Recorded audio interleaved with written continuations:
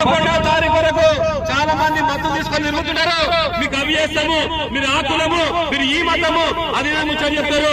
కానీ జగ్గారెడ్డి గారు చెప్పినట్టు మన కులం లేదు, మతం లేదు, మనమంతా మానవులం, మన మనుషులు కూడా ముంగడుకోవాలని ముచ్చని చెప్పినటువంటి గొప్ప వ్యక్తి జగ్గారెడ్డి కనుక మనకు కావాల్సింది అభివృద్ధి తప్ప ఇంకా వేరే ఏం ఆలోచన చేయాలనేటువంటి విషయాన్ని మీకు అందరూ కూడా మనస్ఫూర్తిగా తెలియజేసుకుంటూ ఇక్కడ వంచున్నాడు.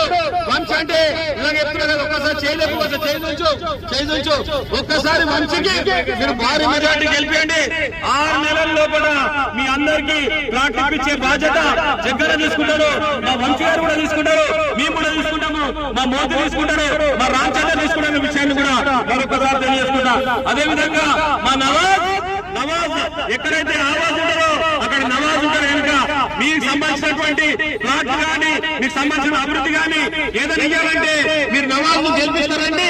6 నెలల్లో కూడా జగ్గారెడ్డితో చేపించేటువంటి సత్తా మా నవాజ్ అనేటువంటి విషయాన్ని కూడా మరొకసారి మీకు అందరూ కూడా హృదయపూర్వకంగా తెలియజేస్తుండూ. చేయి కలుపుదాం, చేతి గుర్తు కోటేస్తాం, 6-7 వార్లు గెలిపించుకుందాం, మన పనులన్నీ కూడా చేసుకుందాం అనేటువంటి విషయాన్ని కూడా మరొకసారి మీకు అందరూ కూడా హృదయపూర్వకంగా తెలియజేస్తుండూ. జై కాంగ్రెస్.